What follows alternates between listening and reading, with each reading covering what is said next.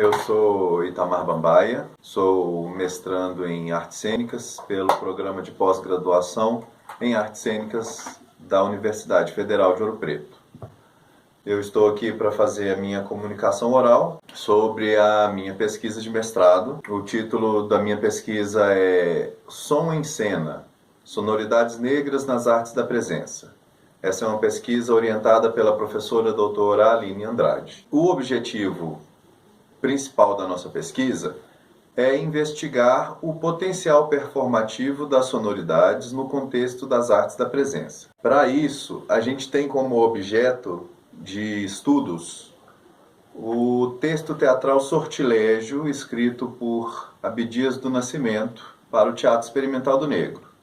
Esse texto se trata da história de Emanuel, um advogado negro bem-sucedido, totalmente assimilado aos valores e crenças da cultura branca ocidental, e se dá no momento em que as Iaôs, filhas de santo, estão preparando um despacho para Exu, que é uma divindade do candomblé, né, uma divindade afrodiaspórica, para atrair o advogado que fugia da polícia após ter assassinado a esposa, que era uma mulher branca e que o tinha traído.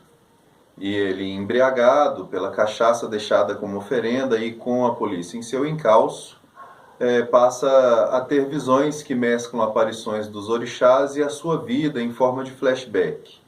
Suas alucinações fazem com que ele realize uma autorreflexão sobre sua vida e questione os valores e crenças da cultura branca e o fazem se entregar como oferenda ao orixá Exu. Então ele é sacrificado a Exu e dessa maneira se reintegra, se reintegraliza com a sua ancestralidade em formato de tragédia. A peça teatral vem nos trazer essa conclusão da situação com um fim trágico, a morte dele, um auto-sacrifício para não ser pego pela polícia e para fugir de todo esse contexto cultural esmagador que ele vivencia. O Abdias do Nascimento é um dos fundadores do Teatro Experimental do Negro e ele tem um histórico bem intenso, não só no campo das artes, do teatro, da pintura, da poesia, como ele também é uma pessoa muito engajada no contexto da política, né, e do campo dos intelectuais acadêmicos na universidade. Ele traz, então, com a criação do Teatro Experimental do Negro, um embate teórico, filosófico e político versus uma sociedade racista, e ele faz isso com o Teatro Experimental do Negro, no caso, a partir da arte, né?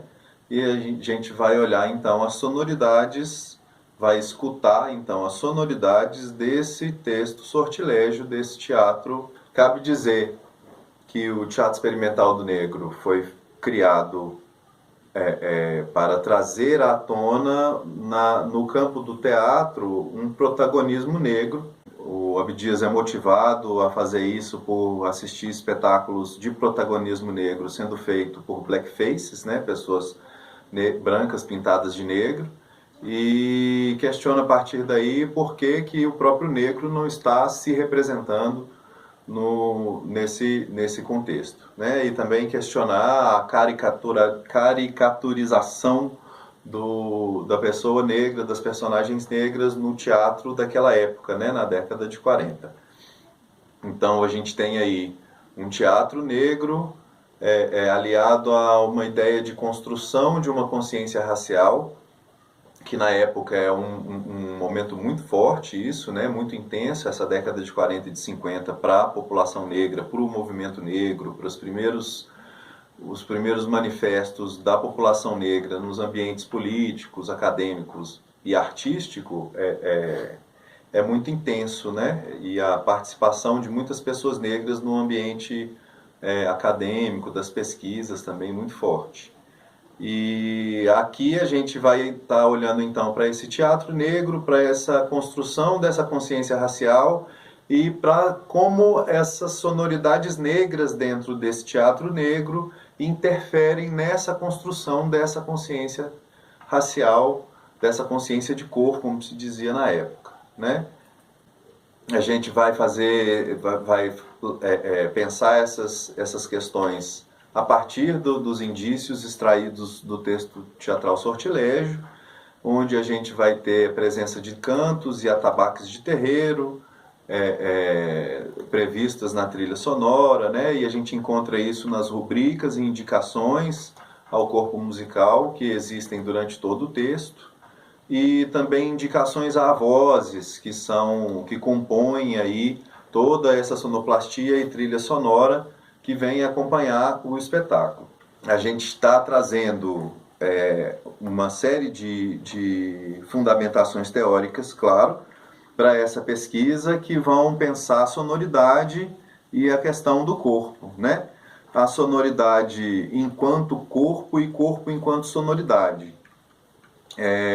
No sentido físico mesmo, de que não existe uma sonoridade se não existir um corpo que ressoe aquela sonoridade, ou um movimento que produza aquela sonoridade, né? A gente pode pensar numa pele de tambor que tem o seu movimento, o movimento do braço do percussionista, ou mesmo num instrumento como o violão, onde você tem o dedilhar das cordas do violão, que vão ressoar no corpo do violão e o movimento da corda produzindo. Então você tem movimento, tem um corpo que ressoa, né? Tem toda uma expressão, um gesto, uma dinâmica que acontece e que tornam, dentro dessa nossa forma de pensar a sonoridade, o corpo e sonoridade como uma expressão só, né?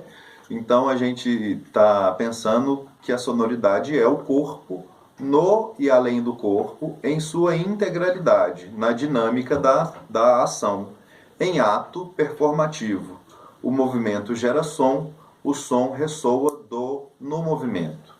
As sonoridades, então, a gente buscando aí o apoio de Felipe Reis, que é um antropólogo de Portugal, ele vai dizer para a gente o seguinte, que as sonoridades são uma das mais fluidas matérias-primas para a construção da identidade individual e coletiva.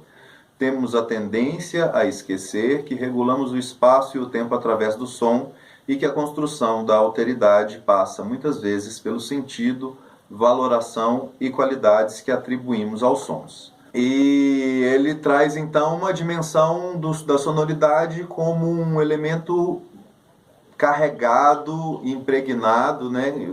Contida nela na sonoridade, toda uma construção identitária, todo um contexto cultural, toda uma organização sistêmica da relação da construção da identidade, tanto coletiva como individual, né? Então a gente entende a potencialidade dessa sonoridade num contexto de construção de saber e de potencialidade no fazer da cena e no fazer performativo, né? De artistas negros e de do teatro negro, e pensando a performance sonora negra interferindo no teatro que é feito por mim e por minha esposa, minha companheira, que comigo tem uma trupe de teatro já há alguns anos, onde a gente vem aplicando os princípios dessa pesquisa nos nossos trabalhos, né?